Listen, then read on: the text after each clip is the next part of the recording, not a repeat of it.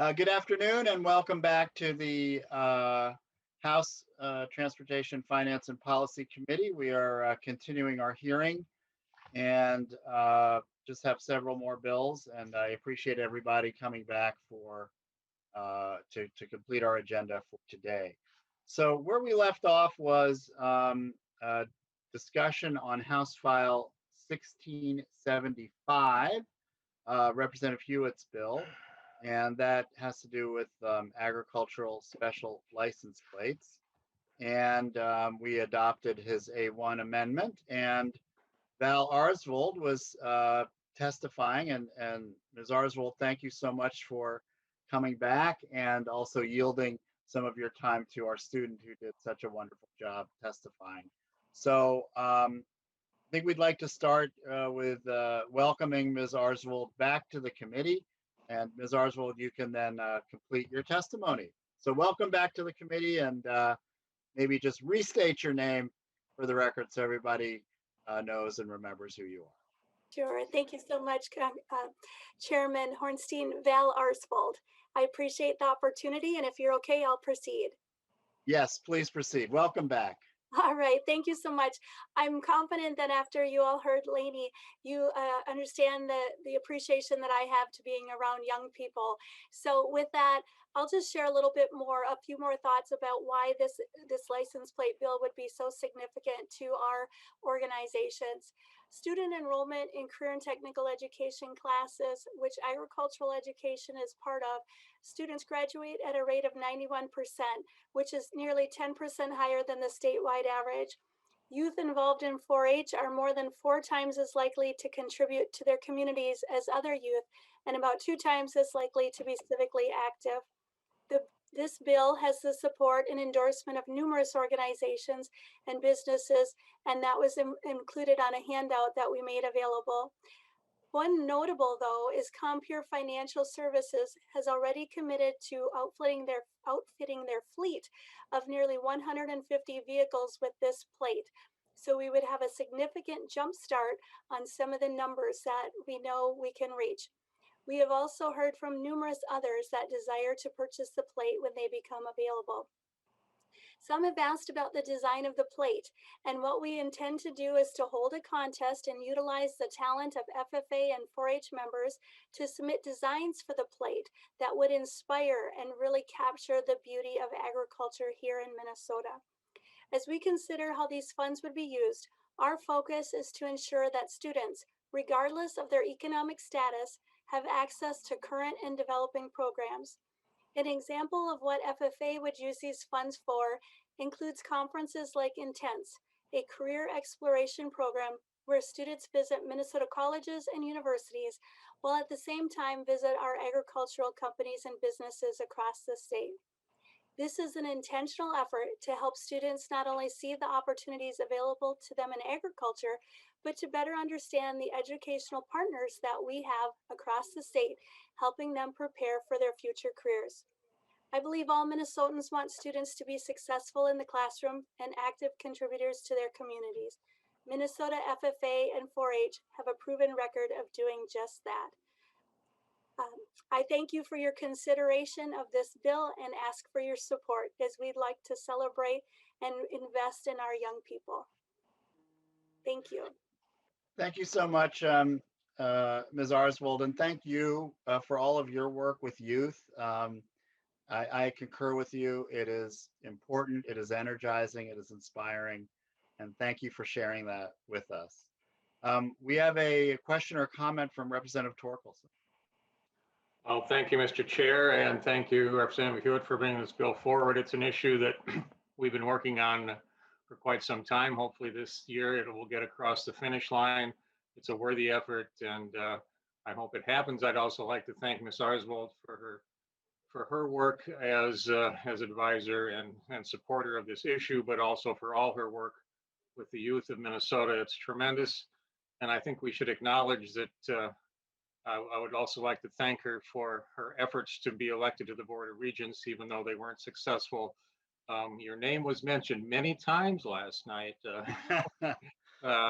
and not always pronounced correctly, but but thank you for running. I know that you have a real heart for the youth of Minnesota and for the ag programs that you support so very excellently. Thank you very much.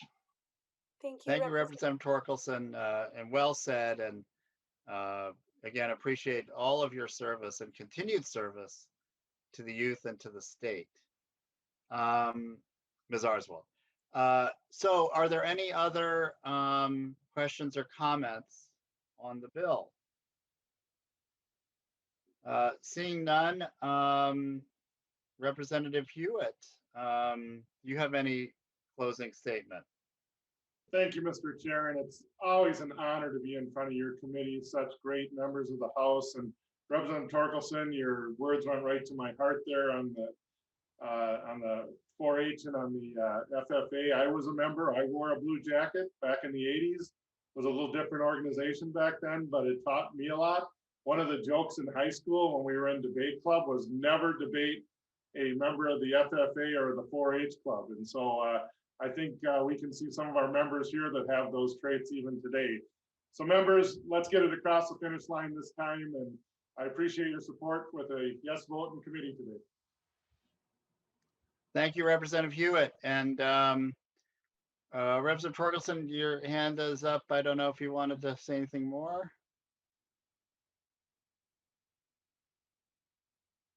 And he's muted. I'm assuming. I have nothing more to say. Okay. I want to always make sure that you have an opportunity if there's. There, my hand should. There you go. I put it back up again. Yeah. This is so difficult. It's so hard. I know. Tell me about it. I totally understand, Representative Torkelson. So with that, I will renew my motion that House File 1675 as amended be re-referred to the Ways and Means Committee. Mr. Dodge, please take the roll. Chair Hornstein. Aye. Hornstein, aye. Vice Chair Cagle. Aye. Cagle, aye. Representative Petersburg. Aye. Petersburg, aye. Representative Barr. Aye. Barr, aye. Representative Bernardi. Aye. Bernardi, aye. Representative Elkins. Elkins, aye. Elkins, aye. Representative Frederick. Aye. Frederick, aye. Representative Hausman. Aye. Hausman, aye. Representative Heinrich. Aye. Heinrich, aye. Representative Kosnick. Aye. Kosnick, aye. Representative Mason. Aye. Mason, aye. Representative Murphy. Amends existing statute to allow the allocation under a new proposed Representative section. Murphy. Section 2 contains the new proposed section, which is 477, Representative Nelson. Aye. which is divided. into Nelson, aye. Representative Olson. Aye. Olson, aye. Representative Richardson. Aye. Richardson, aye. Representative Torkelson. Aye. Torkelson, aye. Representative West. Aye. West, aye. There are 16 ayes and 0 nays. There being 16 ayes and 0 nays, the motion prevails and the bill is on its way to the General Register, House File 964. Thank you, Representative Hewitt. Thank you to the testifiers. And I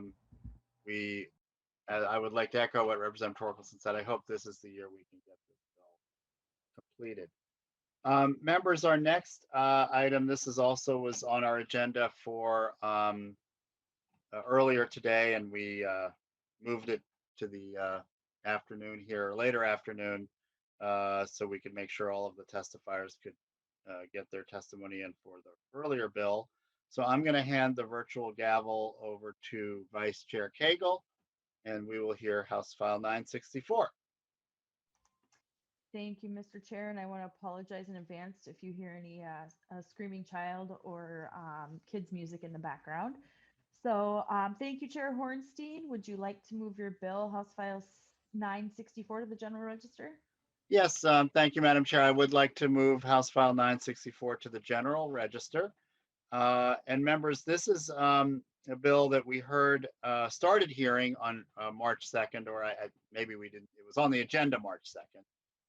So we didn't have time that day to hear it. And so it's back in front of us, and it is the 2021 version of the DPS policy bill.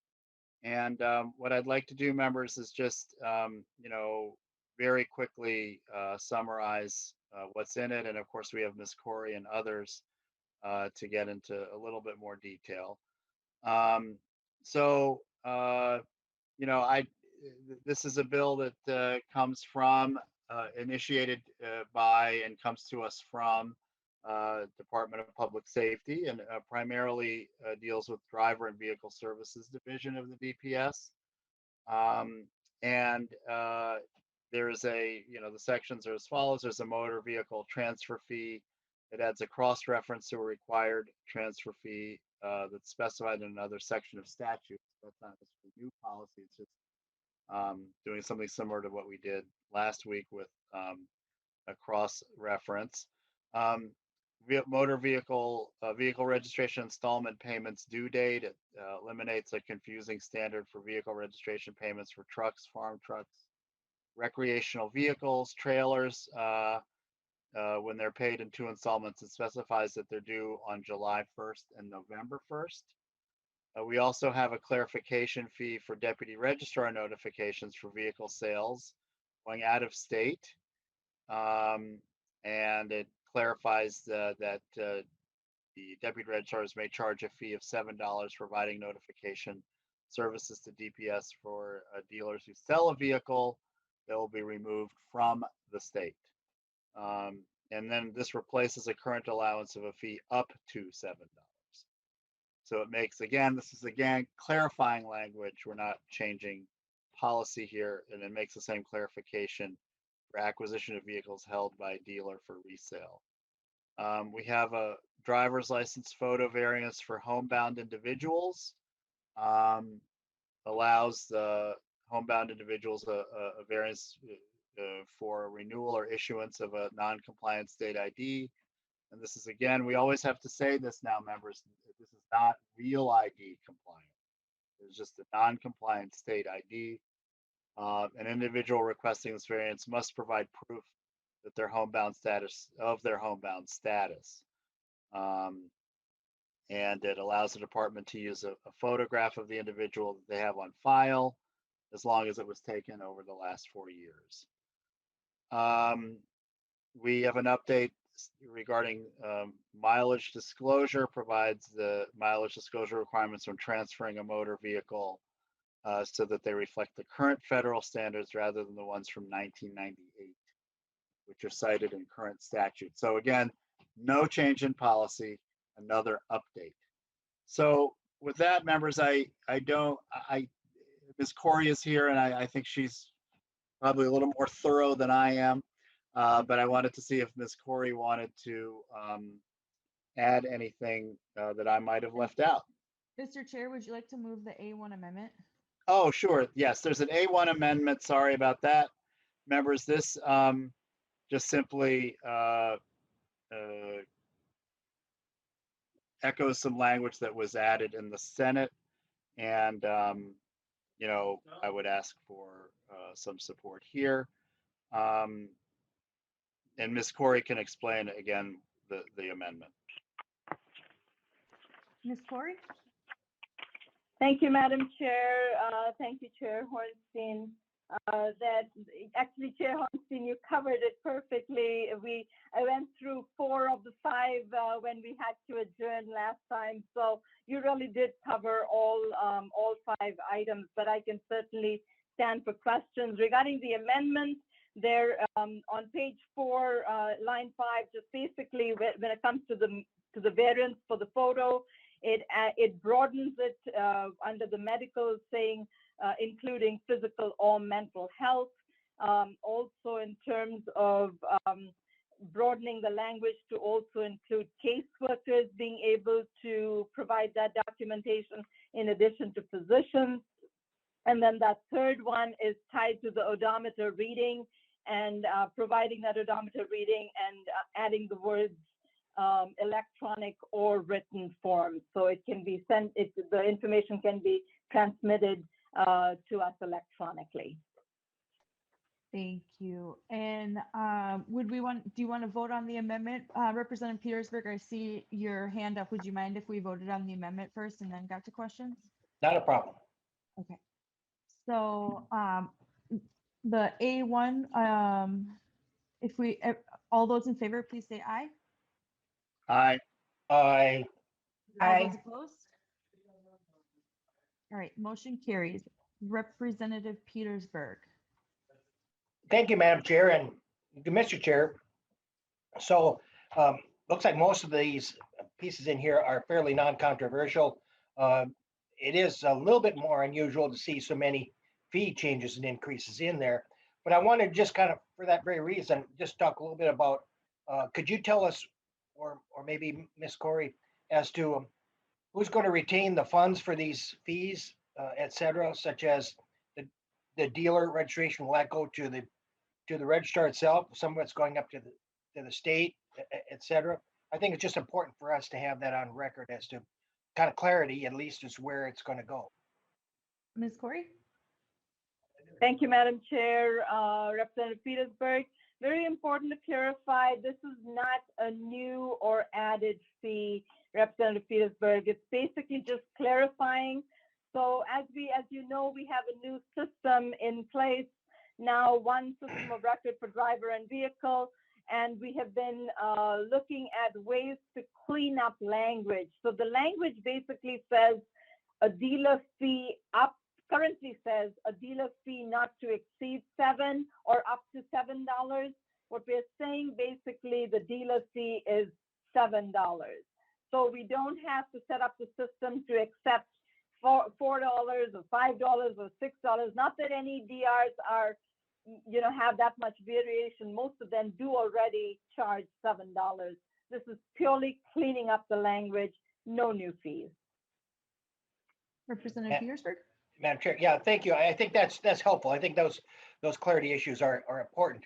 I do think the $10 fee for installments would go to the department to pay for the handling of it, and I think that's new from previously, is it not? On the installments? No new fees in this particular policy bill. And I will clarify that, and my team is on the call, so we will clarify that before the end of this. And you could be right. It's just my recollection. So thank you so much for that clarity. And that's all my questions. Thank you, Madam Chair. Thank you, Representative Petersburg. Are there any other questions from the committee? Seeing none, Chair Hornstein, would you like to renew your motion? Or any Thank you, Madam Chair. Yeah, and thank you, Madam Chair, and thank you, Ms. Corey. As Representative Petersburg said, it's important. Most of the items are non-controversial, but it is important, and I appreciate Representative Petersburg. You're getting, clarity on, where these fees come and go. Oh, Representative Corey, I'm sorry, she's Representative Corey today. Ms. Corey, yes, you can help me out with my final concluding comments. Ms. Corey. I apologize, Madam Chair, Representative Chair Hornstein. I apologize for that, but I just did get a text and confirming that there are no new fees in this policy bill. So just confirming. Ms. Corey, I'm so glad that you clarified that. I think it is important. That is, I think, something that members of this committee and the legislature do want to know. Anytime, you have the $7 mentioned, the deputy registrars, people want to know if we're adding new fees, and there may be other fees that are added in the bill later, but not this particular bill. So that's important to clarify on the record. So, Madam Chair, I have no further comments and just would ask the committee's support. And I'll renew my motion that House File 964 as amended be re-referred to the General Register. Thank you, Mr. Chair. Mr. Dodge, will you take the roll? Chair Cagle? Aye. Cagle, aye. Representative Hornstein? Aye. Hornstein, aye. Representative Petersburg, Aye. Petersburg, aye. Representative Barr, Aye. Barr, aye. Representative Bernardi, Aye. Bernardi, aye. Representative Elkins, Elkins, aye. Elkins, aye. Representative Frederick, Aye. Frederick, aye. Representative Hausman, Aye. Hausman, aye. Representative Heinrich, Aye. Heinrich, aye. Representative Kosnick, Aye. Kosnick, aye. Representative Mason, Aye. Mason, aye. Representative Murphy,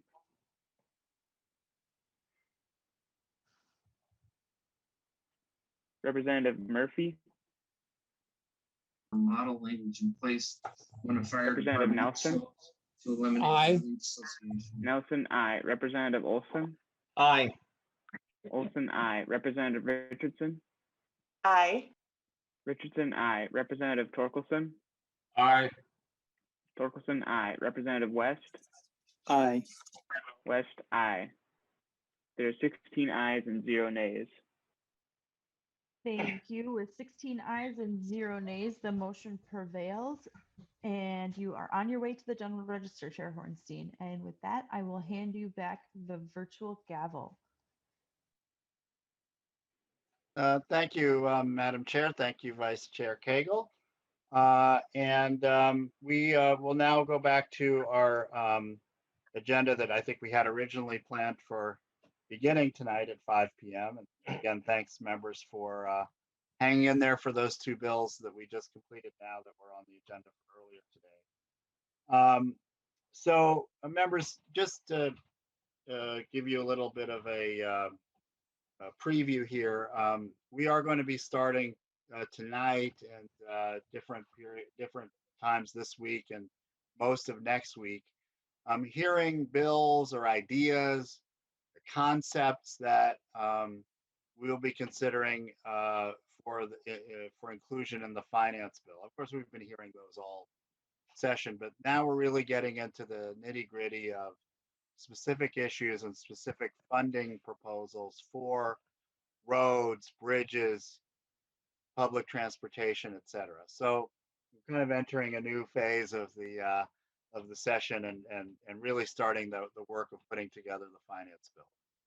So as I mentioned, we're going to hear a lot of different ideas. They're not necessarily going to be included in the bill as we hear them, but the whole purpose of a hearing, such as the one we're having tonight, is to hear some ideas that members have brought to us on various subjects, and they have testifiers and we can discuss them. And, if there are issues that people want further discussion and review on as they relate to these bills, we'll tonight is a good chance to do it on the issue of funding roads and bridges in small cities and townships. And members, this has always been a vexing question for the legislature. We've had, a series of short-term fixes, but nothing really, I think, that has,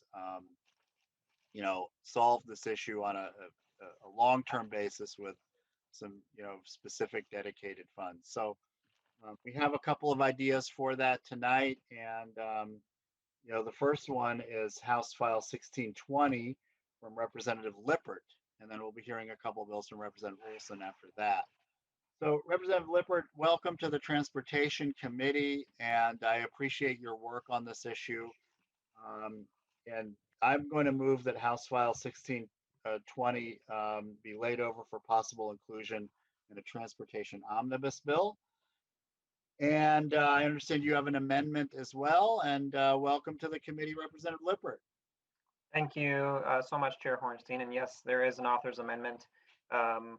This amendment divides up the revenue from the sales tax on rental cars in the following way. 67% goes to the town road account in the county state highway fund, and 33% goes to the town bridge account and the county state aid highway fund. So that's the content of the amendment. Wonderful. I will move the A1 amendment. And again, members, this is simply to get the bill in the form that the author would like us to consider it, and we can certainly talk about it when we review the bill. Are there any questions or discussion? All those in favor signify this is for the A1 amendment. All those in favor signify by saying aye. Aye. All of those opposed, and the motion carries. So we now, You're muted, Mr. Chair. the motion prevails, and we now have House File 1620 before us. And proceed with your testimony, Representative Lippert. Thank you, Mr. Chair and members. Currently, cities under 5,000 people in Minnesota aren't eligible for funds through the Highway User Tax Distribution Fund. And that means there are 705 cities that aren't eligible for these funds in Minnesota. Townships are only eligible for a small fraction of funds from this account. And this makes it extremely difficult for small cities and townships to maintain their roads and bridges. And as I talk with city officials and township leaders in my district, I hear this concern again and again. This bill, House File 1620, would allocate the 6.5% sales tax from rental vehicle sales to a fund for township roads and bridges, and the 9.2% excise tax to a small cities assistance account. The revenue from the sales tax was $17 million last year, and the revenue from the excise tax was $24 million last year. So this would provide a significant amount of revenue to townships and small cities to help them maintain this foundational infrastructure. With me to testify today is Cap O'Rourke and also Mr. Brian Heck, the city administrator for the city of Montgomery. Okay, well, wonderful. Thank you very much. And members, again, we will hear the testimony and then have discussion. There are also some additional testifiers as well. But first we'll start with Mr. O'Rourke. Mr. O'Rourke, welcome to the committee. Please state your name for the record and proceed with your testimony. Thank you, Mr. Chair and members. My name is Cap O'Rourke. I am the Executive Director of the Minnesota Association of Small Cities. We are a coalition of cities that have populations under 5,000. There are approximately 705 cities with populations under 5,000, and we have a population total of over 660,000 people in the state. As Representative Lippert said, we currently have no designated funding for our roads, and this has been an ongoing issue. There previously had been a adjustment in the LGA factor, and that was removed a number of years ago. In its place, they created the Small Cities Street Assistance Fund, and it is a formula, but it has no ongoing dedicated revenue. As you'll see in the handouts, in the first year of this fund, we were allocated $12.5 million for the 2016-2017 biennium. In the 2018, we got $8 million. In 2019, we got $8 million. And in the current biennium, we had $0 appropriated. We have two bills up, and I will be speaking again on Representative Olson's bill. Representative Lippert's bill was pulled from the Minnesota Transportation Alliance package. This is a comprehensive transportation package, and we fully acknowledge that while these two pieces are pieces of that global package, that package was put together kind of in a whole comprehensive manner, and pulling these out does not do justice to the full package. But nonetheless, our cities cannot wait for a global transportation package to come together. We are struggling to maintain and upkeep our roads, and we need some level of funding that is dedicated and ongoing to help our smallest cities. This fund, as Representative Lippert said, would pull the 9.2% excise tax, dedicate that to small cities. That would give us, in the first year of the next biennium, approximately $24 million. But as you spread that over all the cities, that it may sound like a fair amount. The reality is this would probably come to average somewhere in the neighborhood of $25,000 to $30,000 per city. And as was pointed out to me today by one of our members, that is about the average cost to blacktop a one city block. So this is not going to be major dollars, but this is going to help significantly to our small communities. One of the biggest problems we have as for not having dedicated funding is we're not able to budget for some of these projects. And when the state does grant money, the cities end up having to look at short-term projects, and they end up costing us more, and we're not able to set aside money for long-term projects because we're not sure when those next dollars. So I will step aside and let Brian Heck is one of our newly elected board members, and he is the city administrator down in Montgomery, Minnesota. Welcome to the committee, Mr. Heck, and please state your name for the record and proceed with your testimony. Yes, good evening, Mr. Chair, members of the committee. I am Brian Heck. I am the city administrator for the city of Montgomery. I've been city administrator in Montgomery here for just over 7 years. And to echo what Mr. O'Rourke said and Representative Lippert, in my 7 years here in Montgomery, in all of our resident surveys that we started doing in 2016, the number one priority that the residents put forth is maintenance and construction of our city streets. We have about 22 miles of city street. About 50% of them are in pretty much unpassable condition. We can't seal coat them anymore. We can't do a reclamation project on them. We can't do a mill and overlay. They require a complete reconstruction. They have hit the end of life. And this last snowfall, every time they plow snow and snow like this in the spring or the fall, we peel up asphalt along with the snow. Patching it doesn't work. We do have a 10-year road reconstruction plan. And the road portion, we're starting that project, our plan this year, first big project. The road reconstruction project of that is $2.9 million just to do the asphalt, the curb, the gutter, and that kind of thing. The total project is going to cost the city close to $5 million. We get there's no city aid for that. That's all borne by the small population group we have down here. To maintain our roads, we have to seal coat them every 5 to 7 years to make sure that they stay in reasonable shape. And a seal coat for 2 of our neighborhoods costs us $56,000 to do that. We're going to do that this year. Last year, we spent close to $70,000 doing a couple of roads.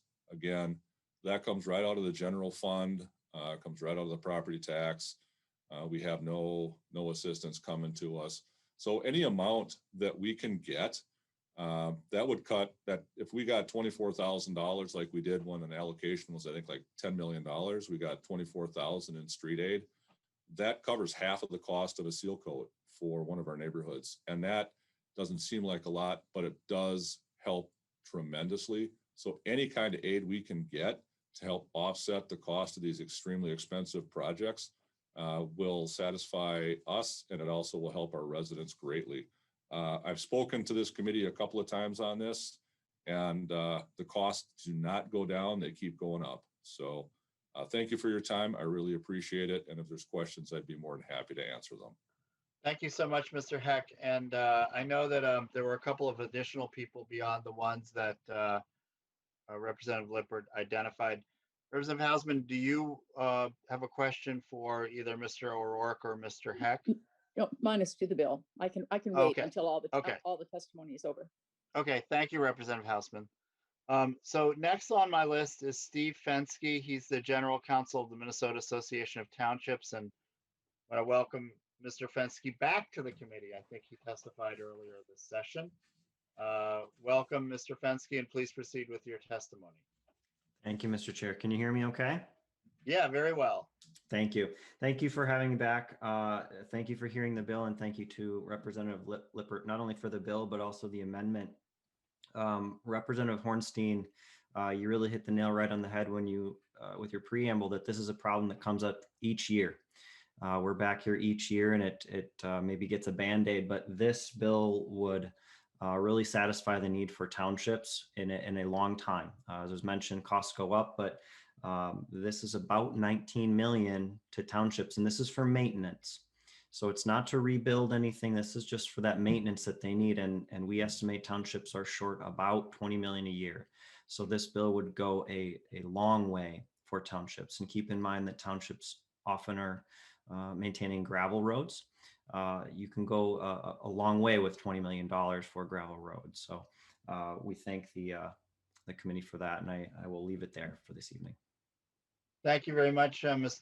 Fensky, and thanks for your advocacy this year. I've enjoyed our meetings. Our last testifier on this bill is Ms. Margaret Donahoe, the Executive Director of the Minnesota Transportation Alliance. And Ms. Donahoe, welcome to the committee, and nice to see you again. And please state your name for the record. Thank you, Mr. Chair. My name is Margaret Donahoe. I am the Director of the Minnesota Transportation Alliance. So as you've heard, we definitely recognize that this is a perennial problem, and we absolutely support providing revenue for townships and small cities. That's why we came up with the idea of redirecting the sales tax on rental vehicles as part of a larger transportation funding package.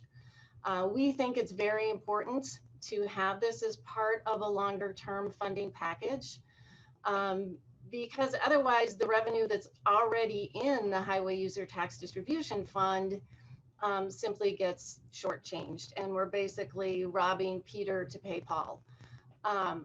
Just to give you an idea, what we had talked about, and we brought stakeholders together to talk about this, is increasing money into the Highway Trust Fund and also increasing funding for transit statewide by adjusting the debt service surcharge, which is currently 3.5 cents a gallon, adjusting the depreciation schedule that's used to calculate license tab fees, raising the motor vehicle sales tax rate to be the same as the general sales tax rate of 6.875%, increasing the metropolitan area sales tax by 1/4 cent for transits, changing the current statutory dedication of the sales tax on auto repair parts from a flat annual amount to at least 60% of the total revenue raised, increasing the electric vehicle fee, redirecting the sales tax on rental vehicles so that the 9.2% sales tax would be shared between the Small Cities Assistance Fund and Greater Minnesota Transit,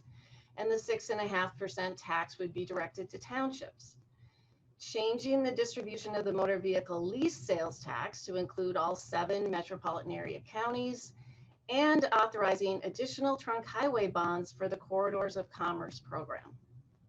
So that was basically the package. And we did think this was a really good way to provide a dedicated ongoing revenue stream, a specific revenue stream for small cities and townships that would grow in the future. But we do have concerns about doing this in isolation. As you know, this revenue is currently going to the constitutionally dedicated uses, the Trunk Highway Fund, the County State Aid Fund, and the Municipal State Aid Street Fund. So doing this without additional revenue into the Highway User Tax Distribution Fund would mean a loss of revenue to the Trunk Highway Fund of over 44 million for the next biennium and over 53 million for the following biennium, a loss to the County State Aid Fund of over 20 million for the next biennium and 25 million in the following biennium, and a loss to the Municipal State Aid Street Fund of about 6.5 million in the next biennium and 7.7 million in the following biennium. So, you know, local governments are already dealing with less state aid this year because of the pandemic, because of the loss of revenue in the gas tax. 2021 allocations to cities and counties were down about 9% compared to 2020 allocations. So local governments are already struggling. This does not solve the problem. So we would really urge the committee to either provide additional general fund dollars through either a direct appropriation or changing the dedication of the sales tax on auto parts to a percentage so it grows, or increasing the dedicated fees that we have that are deposited into the Highway User Tax Distribution Fund, so that this redirection of these revenue sources to small cities and townships would work. So we just don't want to see taking away from one part of the transportation system in order to fund another part of the transportation system when the whole system is underfunded. So thank you for your time. Thank you, Ms. Donahoe, for those very insightful comments, and I've appreciated your perspective on this issue, and I completely agree with you that it's important that this be thought of as in a larger context. So I appreciate your comments. And now we can get to member questions. So I don't have anyone else on the list. Is there anyone that I might have left out that's here who wants to testify on the bill? Who's on the call? If not, we'll go to member questions. First, we have Representative Hausman and then Representative Petersburg after that. Representative Hausman, Chair Hausman. Thank you, Mr. Chair. I may have misunderstood, but is this car rental tax going only to Greater Minnesota? Either Representative Lippert or maybe Mr. O'Rourke. Thank you, Mr. Chair. So with this bill and with this amendment, it would be reallocated to go to cities under 5,000 and townships for maintenance of roads and bridges. Anywhere. Yep, Madam. I may have been Mr. O'Rourke. Mr. O'Rourke. Mr. Chair and Representative Hausman, yeah, this would go to any cities under 5,000. We have member cities throughout every congressional district. So this is not limited to Greater Minnesota. We have cities under 5,000 right in the metro area as well. Representative Hausman, Chair Hausman. I was thinking about it in the context of the previous testifier, because we usually don't ask those kinds of questions when we have a package, because we assume every part of the package sort of balances so that all of the needs are met. And so this one, I just needed to understand the equity in where those dollars go. I may have been thrown off. Oh, I'm sorry, Mr. Chair. No, go ahead. I may have been thrown off by the fact that the Coalition of Greater Minnesota Cities was the supporter of the bill. I'm sorry, what was or was not supportive? Did you say? They are supportive of it. Coalition of Greater Minnesota Cities. Okay. Okay, good. Okay, well, thank you, Chair Hausman. Next on the list is Representative Petersburg, followed by Representative Mason. Thank you, Mr. Chair. I have two questions. One of them is a technical question that I was hoping that maybe Mr. Burris might help me with. On page 2, on line 216 through 22, well, first, let's go back to, there was a change in dates for this new position on the bill on 2.7, in which it talks about after 2021, this new tax would be redistributed. But then in 216 through 2.22, it says that after July 17, this money, in conjunction with that paragraph, would go into the HUTD. It just seems like those two might be contradictory to each other. And I was wondering if Mr. Burris had a chance to look at that and whether or not I'm just misreading it. Thank you, Representative Petersburg. Mr. Burris? Mr. Chair, Representative Petersburg. So sort of two ways of coming at it, but I think maybe the clearer way is from the standpoint of the A1 amendment, which also modified the date on line 2.16 to be 2021. So for both the revenue tax streams, starting with January 1st, 2021 or fiscal year 2022, the new allocation would be in place. Even absent the amendment, I don't think that there actually would have been an issue, because the law, the statutory language as it stands just articulates the starting time. It doesn't matter if something new, some piece of new allocation for one of the streams changes at a different date.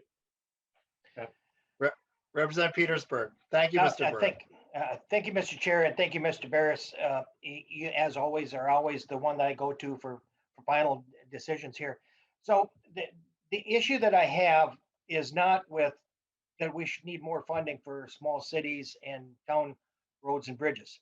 That is, as you said, Mr. Chair, an absolute must, and we must figure out how to do that. My big concern is the fact that we are taking the money directly out of HUTD, which has no other sources to replenish that fund. And so those dollars are just going to be gone until we find some other avenue to replace that with. And so I'm concerned about that. And it's not like we have the ability to go out there and tax or whatever additionally for that. Right now, we're constitutionally dedicated at this rate. We would have to change that, which at this point, as you know, is very difficult to do. And it's even more difficult to get general fund dollars in to help with HUTD and constitutionally dedicated programs. You know, townships and cities and others, they do have the ability to tax through property taxes as well. It's not the best. I don't want you to have to do that, but it is an option that the Department of Transportation doesn't have. Department of Transportation has to stay within the budget of the dollars that it gets, primarily through constitutionally dedicated funding. And so we need to figure out how we provide this, and I'm all for it. So I'm not against giving more money to road and bridge fund as well as small cities. I think it's an absolute must if we're actually going to help them with their structure. But the road and bridge system throughout the state, whether it's counties or townships or even the state, are all suffering from the same thing. We need to find a way in order to maintain them and grow. So whereas I think this is a good step and something to consider, for me, it would not be my first choice. So I know we're just laying this over, so we're not going to vote on it, but I think we have some other ideas and options out there, and I'd be interested in looking at them as well. Thank you, Mr. Chair. Thank you, Representative Petersburg. And again, I appreciate your comments because, you know, that's why we have a hearing. And I hope that having this hearing now, still, you know, a few weeks before we unveil, a couple weeks at least before we unveil the bill, or well, I guess that 3 weeks before we unveil the bill, you know, gives us some time to work on this. So that's why we're doing this. And I wanted to have this particular hearing a little earlier in the process, because I do think, number one, I think, as you mentioned, Representative Petersburg, there is widespread agreement we need to do this. I still think there is a number of ways we can do it that should be discussed. And so I think your comments, those of Ms. Donahoe, are well taken. Chair Mason. Thank you, Chair Hornstein.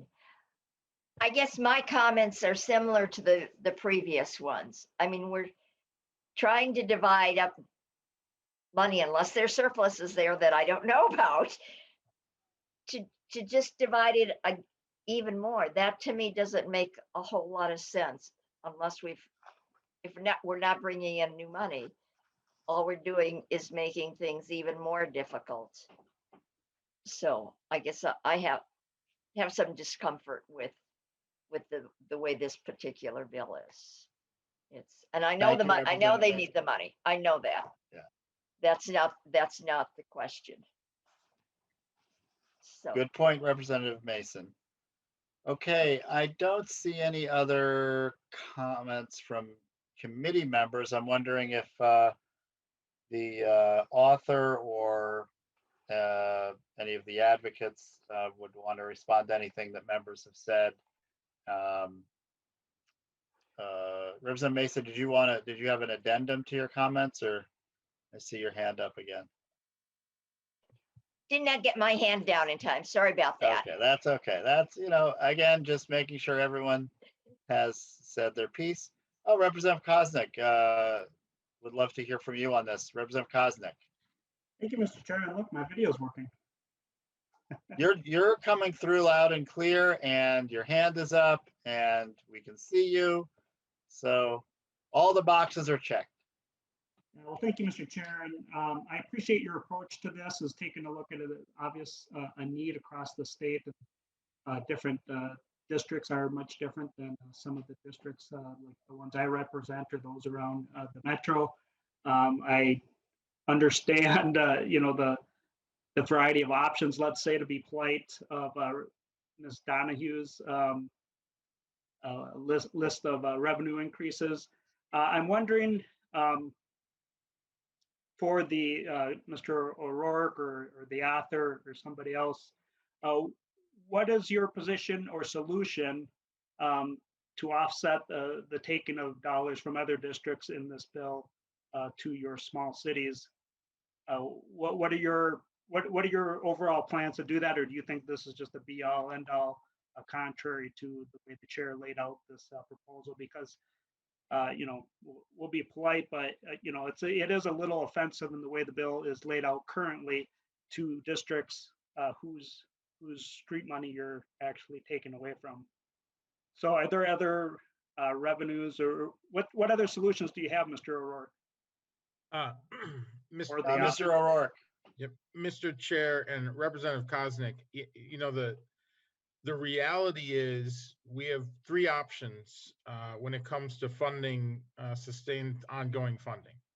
We can either take money from an existing transportation account, we can take money from the general fund, or we can raise revenue. None of those options has broad support across the board at the Capitol. And the reality is we are rather agnostic as to the type of revenue that comes in. We like this mode. We like the car rental tax, as it is a single dedicated tax that will direct towards our members and our projects. And while we understand that some of the bigger cities and communities and counties would take a slight hit to their accounts, we're currently getting no funding. So our 660 residents that drive their city streets aren't getting any dollars. And they're having to, and our cities are having to do this all by themselves. And our communities, frankly, have a lot fewer levers that they can access to fund city projects, including roads. So we are willing to work with any chairs. There are other options that people have put forth, and we're not requiring that this be the funding source, but we do need a funding source, and we would like it to be sustainable and ongoing, rather than having to come back to the legislature every 2 years and try to get whatever's left over in the general fund. That's shown to be a non-reliable source of money for our members, even when we've had budget surpluses. Mr. Chair, I would. Representative Koznick. Thank you, Mr. Chair. With respect, Mr. O'Rourke, you laid out very, very articulately three ways to get revenue.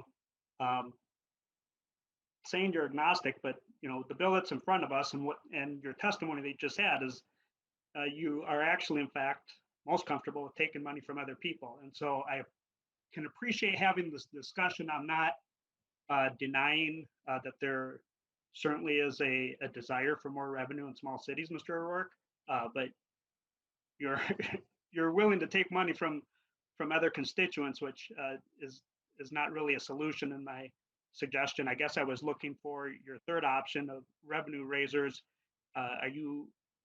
Is your organization, are you willing to raise revenue among your constituents to pay for these roads instead of taking valuable road dollars that are already underfunded from other constituents?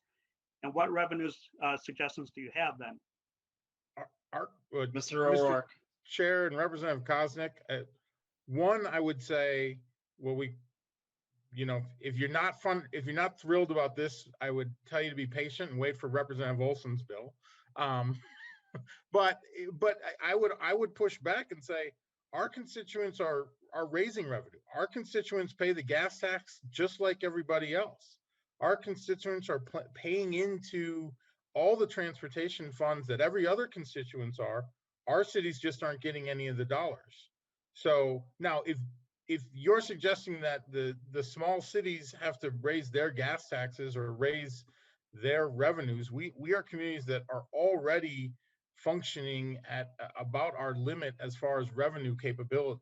So it becomes really difficult to figure out what levers our communities can pull that exclude all the other cities and counties around the state. But we did sign on to the Transportation Alliance package, which is a comprehensive transportation plan and has a number of revenue raisers.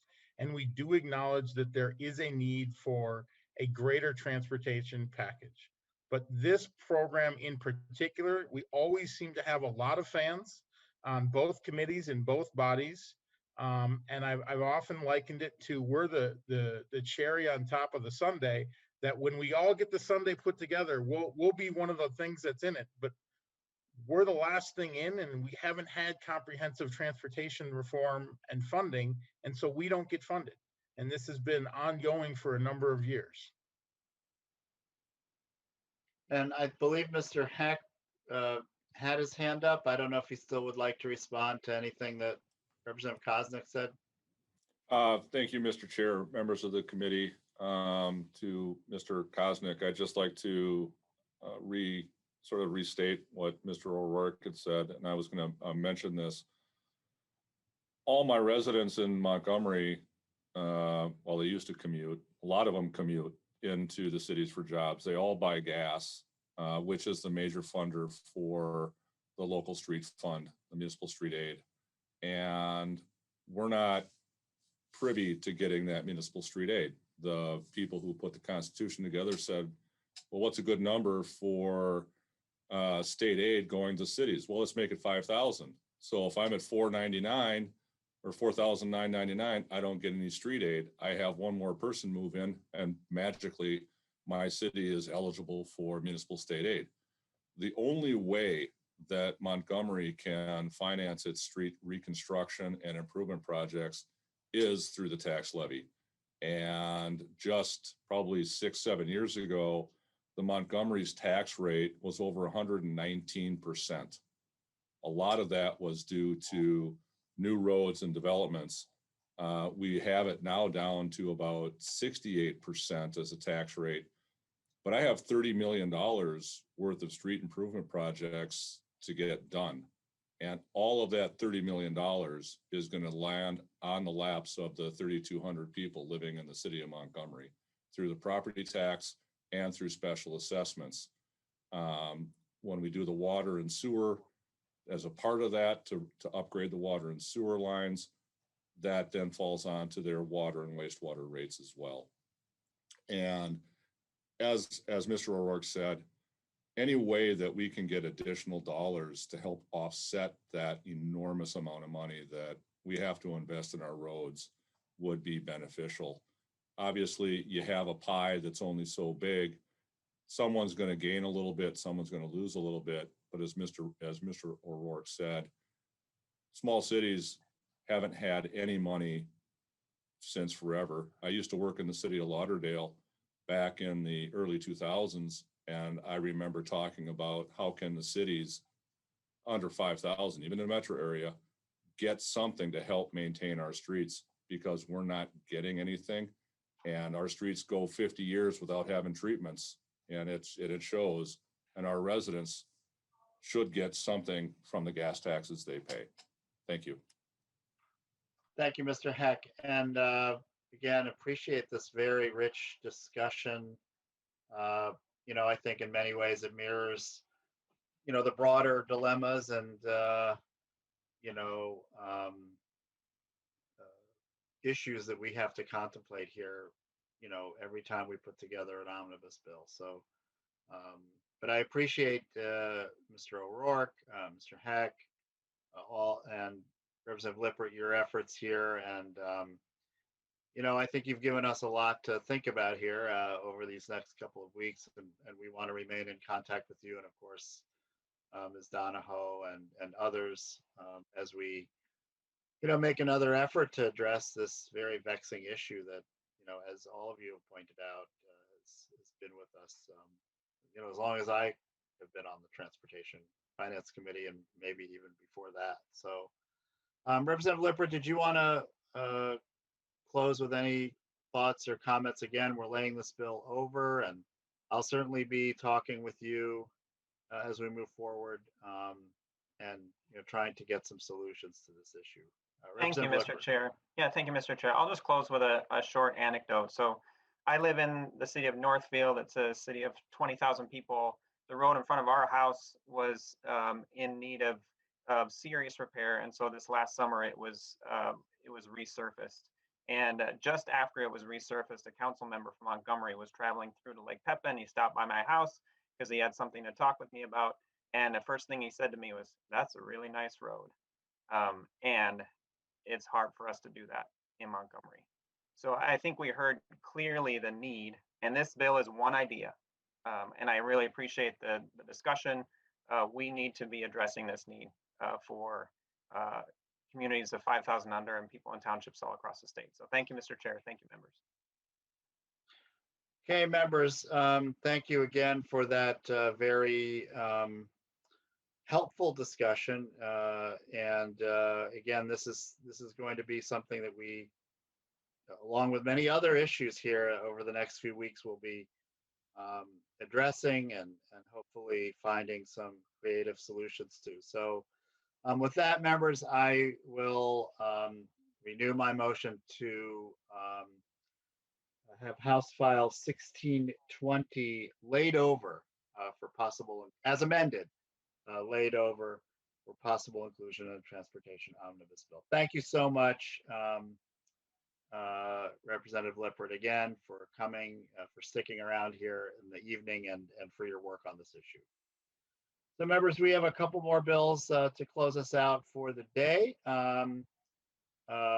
House File 1147 is next on the agenda, and I very much appreciate Representative Olson bringing this to us.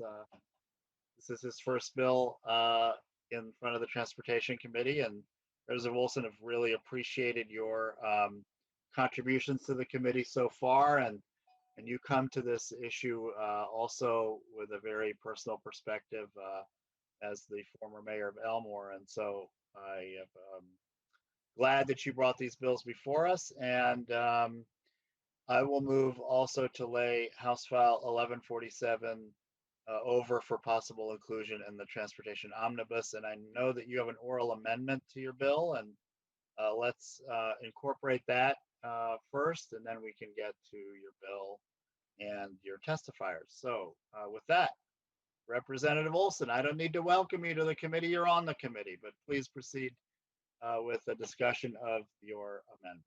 A1, coded A1. Yeah, thank you, Mr. Chair. So in fact, this is actually the first hearing of any bill that I've ever received as a legislator. So I appreciate that, and that'll go down in history as something that'll be remembered very fondly for me. This amendment that we're talking about, it just is with numbers. Essentially, it goes from $8 million to $15 million. And the reason for that kind of derived from a conversation that I had with my Senator Julie Rosen, who said that the Senate is looking at making some considerable expenses for infrastructure investments. So we kind of took that as well, we looked at the budget, we looked at what the Senate's hoping to accomplish, and thought that that would be an appropriate adjustment to make if you will entertain that, Mr. Chair, seeing as it didn't make the 24-hour rule. Well, yes, and Representative Olson, just for members, you know, on something like this, we're waiving the 24-hour rule so that Representative Olson can get this bill in the condition he would like it. We're not voting on it out of committee. It's being laid over. So we made a decision together to allow for this amendment. So members, is there discussion to the A1 amendment? Seeing none, all those in favor signify by saying aye. Aye. Aye. All those opposed, the motion prevails, and we have House File 1147 as amended before us. Representative Olson, to your bill. Representative Kosnick, did you want to weigh in here? Or maybe we was I too quick with the vote It's here? okay. Yeah, thank you, Mr. Chair. Yeah, maybe it is in the author's intent to explain the amendment or have House Research explain it with the bill explanation. Yes, thank you. Thank you, Representative Koznick. Representative Olson, yes, you know, to the bill as amended, now is an opportunity to talk further about that. And I mean, you did mention the amendment and lining up with some conversations in the Senate and going up from 8 to 15. But if you want to elaborate on that, that's fine. And the bill as a whole, this is your opportunity to make that presentation. Representative Olson. Thank you, Mr. Chair. So this bill actually, it's as much as I would like to claim that it was my own original idea, this actual bill was passed back in, they did it in 2016, they did it again in 2018, and then again in 2019, where these funds were allocated. So this is nothing new. We all obviously, through the discussion that we've had, we realize that there's issues with funding small cities and their roads. Now, granted, they did build those roads on their own, and so there is a little level of expectation that a city should be able to if they can build it on their own, then they can maintain it on their own. But as a person who's dealt with this personally, actually, I was the mayor in 2016 I was elected in 2016, so we received that state money to assist in our roads in Elmore back when it was funded originally. Then we received it again in 18 and again in 19. And I can tell you that we stretched that money a long ways.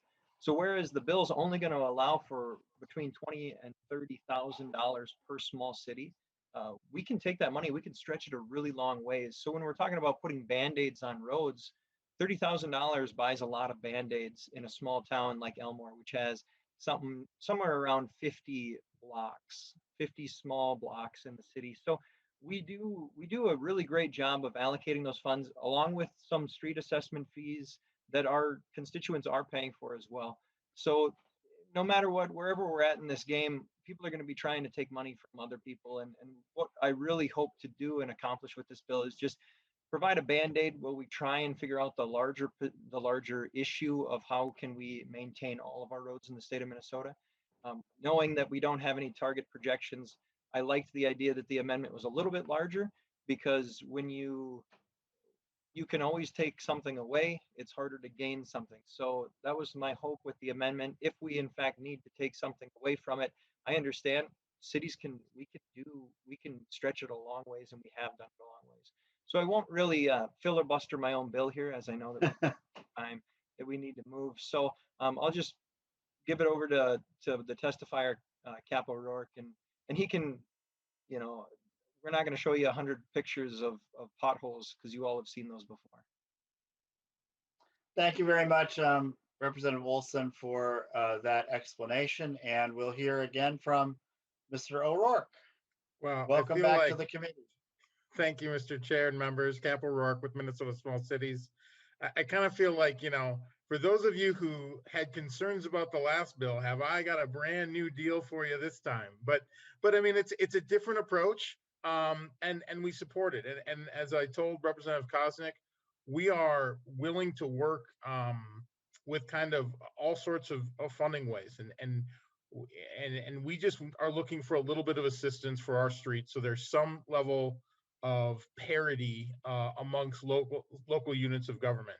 And I want to thank not only Representative Olson and Representative Lippert, but I also want to thank Chairman Hornstein and Representative Torkelson, who have been longtime big backers of these efforts and this funding formula and getting help to the small cities.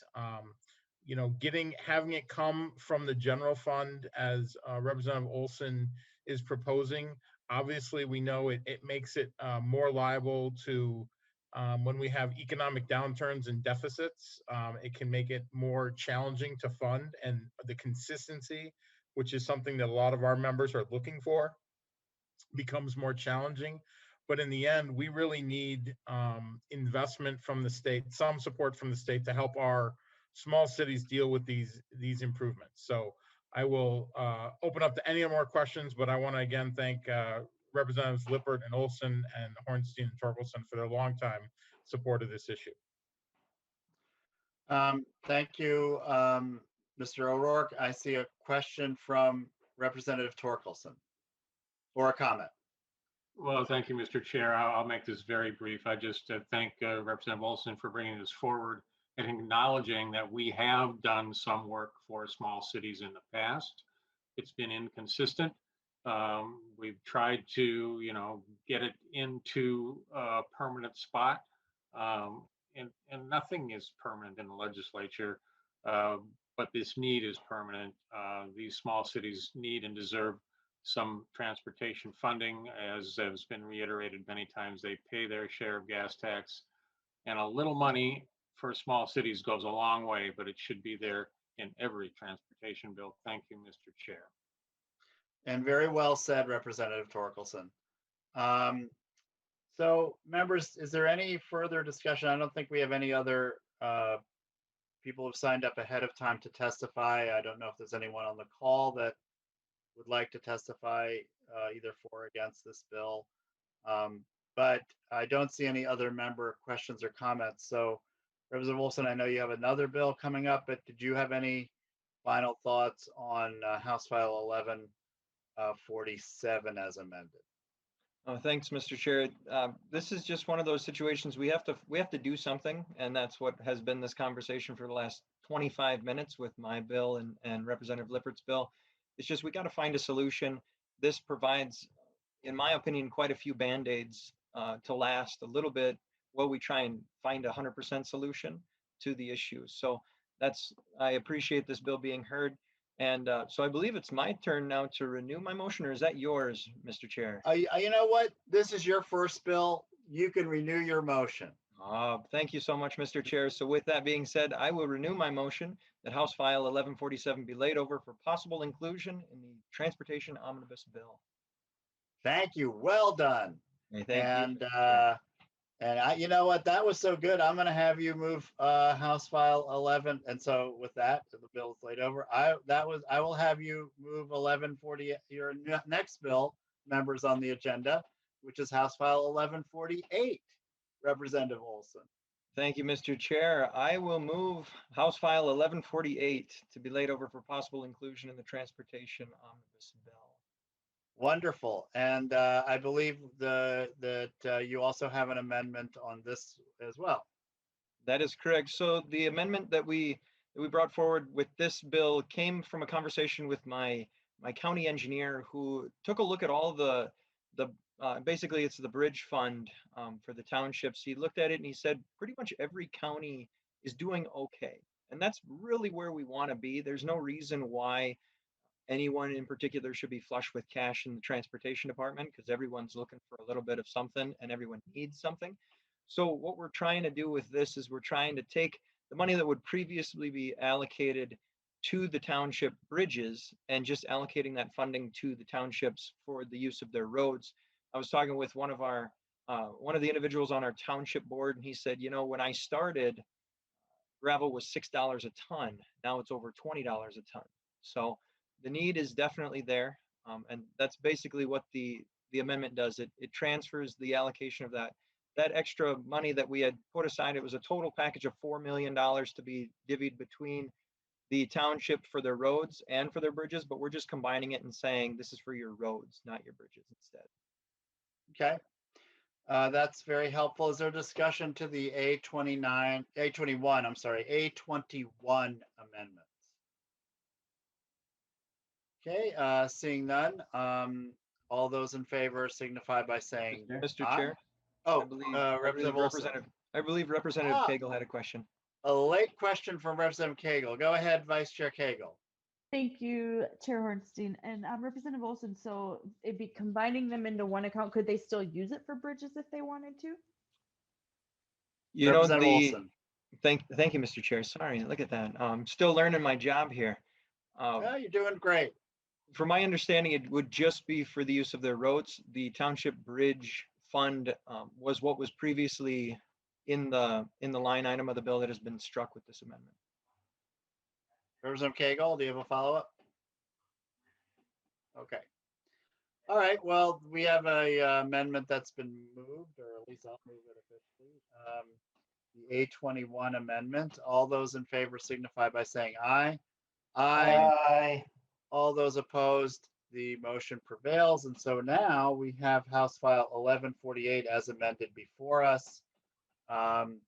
Representative Olson, I think you gave a good explanation. If you don't have anything further to add, I know you have a testifier, Mr. Fenske again. That's correct, Mr. Chair. I'll direct your attention to Mr. Fenske, where he will show you hours long of pictures of poorly maintained roads in townships. Those are helpful to have. Mr. Fenske, welcome back to the committee. And please restate your name for the record. Thank you, Mr. Chair. My name is Steve Fenske. I'm counsel with the Minnesota Association of Townships, and I'll spare you any pictures of washed out roads. Thank you, Representative Olson, for this bill. This again does pick up on something that has been done in the past as what we hope is a short-term solution to put a cash infusion into the town road account. That's something, as Representative Torkelson mentioned, has been done in years past. This is one of those methods you can use to try and fund town roads. I guess the downside is we come back and ask you for something every year, hoping there's something left. But this amount would go, again, directly into maintenance. And to Representative Cagle's question, I think we probably could use this money for bridges if a township wanted to. There's a few ways to do that. I'll spare you the details, but I believe we could if a town wanted to. This would be spread out across townships right away. There wouldn't be a system where they have to try and apply as some programs do. Again, that's another advantage to this. Speaking to any of these methods, what I didn't mention before and maybe should have to set the stage here, townships are already 75% property tax dependent. So there's not a lot of room to go up. In townships, the voters set the property tax themselves. So it's not a city council or a town board that can just order the amount to go up. The people have to decide to do it. Sometimes they do that a great deal. But there's also few opportunities for new revenue. There's no sales tax. There's nothing like that. So there are really not a lot of options for them. Likewise with bonding. Some entities will rely on bonding for projects. Towns do not have that same advantage. And it's because most of their infrastructure doesn't meet the qualification for bonding money. So money like this that Representative Olson is offering and Representative Lippert offered, that's where townships are going to be taken care of, and where I hope this is acceptable to the committee. So thank you. Thank you, Mr. Fenske. Members, at this point, I just want to see if there's any questions from the committee for either Representative Olson or Mr. Fenske. I know that we already had one from Representative Cagle. Okay, I'm scanning the participant list. I don't see any further questions. Representative Olson, did you want to summarize here, and then we'll move on from there? Thank you, Mr. Chair. So I think that just about everyone in this committee, except for myself and Representative Frederick, have seen this type of bill before. So I don't really need to spend too much time explaining it. We definitely have to figure out what we're going to do with the small cities and the townships. And so this is one option. And so I appreciate the fact that we've looked into it and that it is being held over. So thank you, Mr. Chair.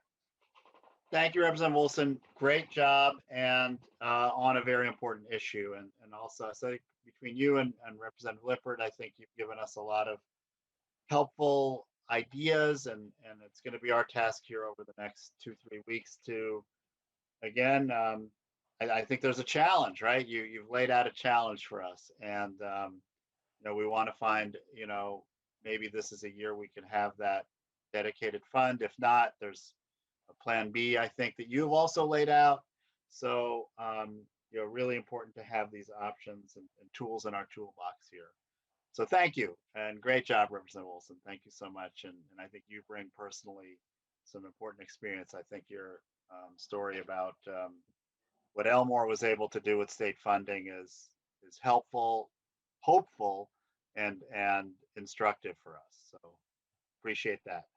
So members, our next meeting is going to be on Thursday, March 18th at our usual time. And then we've also set aside time again in the afternoon to make sure we can get through the agenda. And just so you know, we have a temporary placeholder for Friday. I hoping we don't have to do that. It's available to us, and Mr. Howe and I are going to be discussing, you know, how we can make the most of our time on Thursday. So again, Mr. many Chair? bills. Yes, Representative Petersburg. I don't think you officially laid over the bill yet. Oh, you know what? That is very helpful. I always have to say that there's that phrase "with that." So with that, House File 1148 as amended is laid over for possible inclusion. So thank you again, Representative Olson.